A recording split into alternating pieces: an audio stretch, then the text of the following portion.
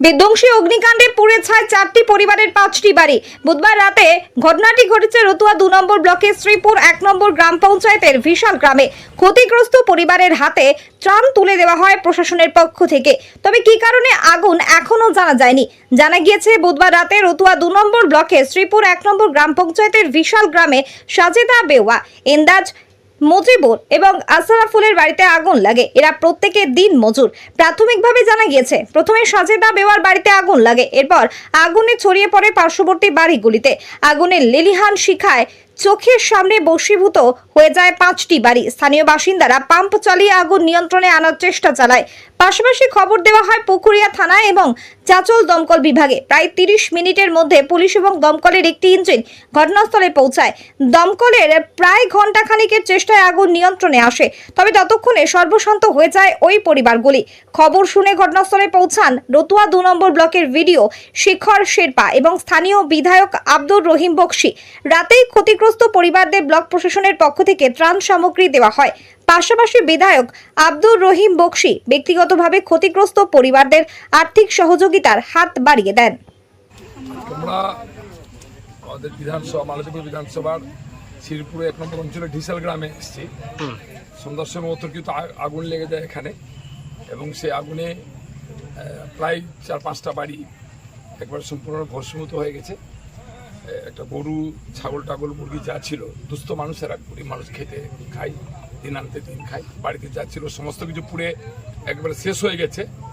আর তার মধ্যে তোষনিয়া বলে যে মহিলাটা আছেন, মজিবররা আছে, কিন্তু তোষনিয়া বলে যে মহিলাটা আছেন সে একেবারে নিশ্চিত তার কেউই নেই।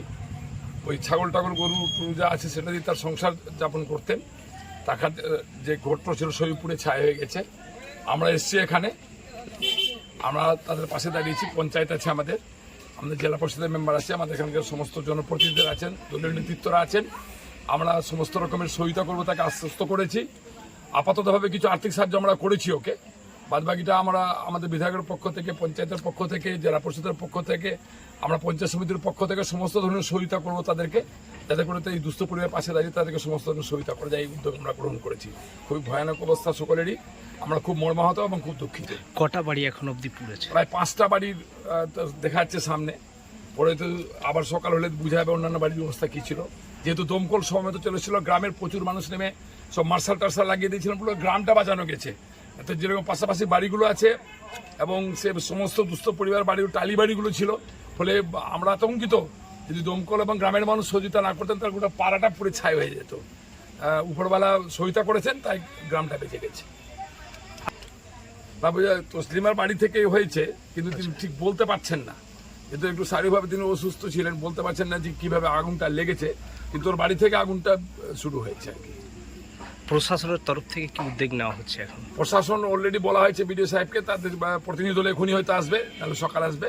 তারা সমস্ত ধরনের সহযোগিতা আশ্বস্ত করেছেন। আমি ডিএম সাহেবকে বলবো, এসডিও সাহেবকে বলবো, তারা সমস্ত ধরনের সহায়তা যাতে করেন। তাদের যে ছাগল, গরু, মুরগি মারা গেছে, সেটার জন্য সরকারিভাবে জেলা পরিষদের পক্ষ থেকে সেটা প্রদান করা হয়, তাদেরকে দেওয়া হয়। এবং তাদের বাড়ির ব্যবস্থা, পঞ্চায়েত প্রধানকে আমি বললাম বাড়ির জন্য একটা অ্যাপ্লিকেশন করা, যাতে আমরা সরকারিভাবে তাদেরকে বাড়ির ব্যবস্থা করে দিতে পারি। স্যার কোথায় এসেছিলেন? আমরা এই আজকে শ্রীপুর 1 জিপিতে আসি। আমরা খবর পেলাম একটা বাড়িতে আগুন লেগেছিল, তো পরে আবার শুনলাম 3টা বাড়ি আর 5টা পরিবার এফেক্টেড হয়েছে। তো আমি জয়েন্ট বিডিও সাহেব, ওসি সাহেব, আমরা সবাই সঙ্গে সঙ্গে চলে আসছি।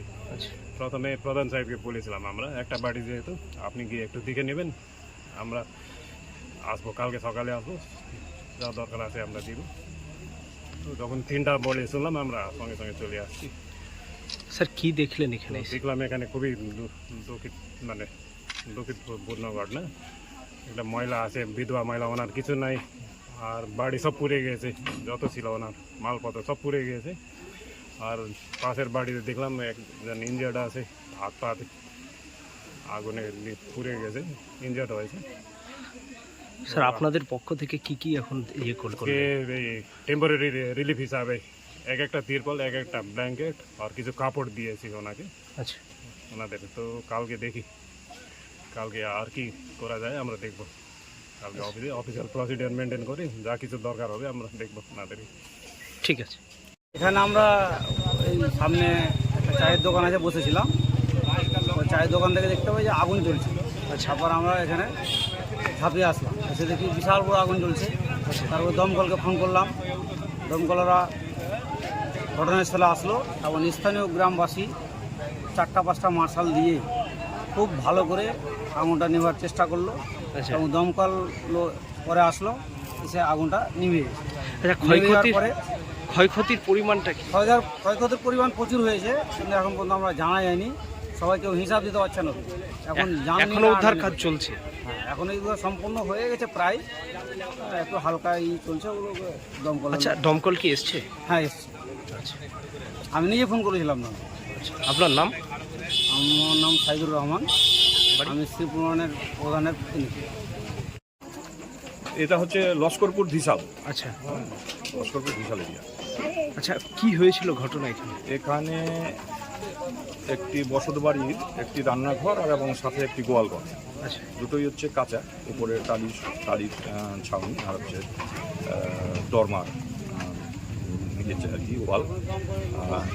রান্নার সামগ্রী সাথে গবাদি পশু যা থাকে আর কি এগুলো ছিল, অবসর আগুন লাগে।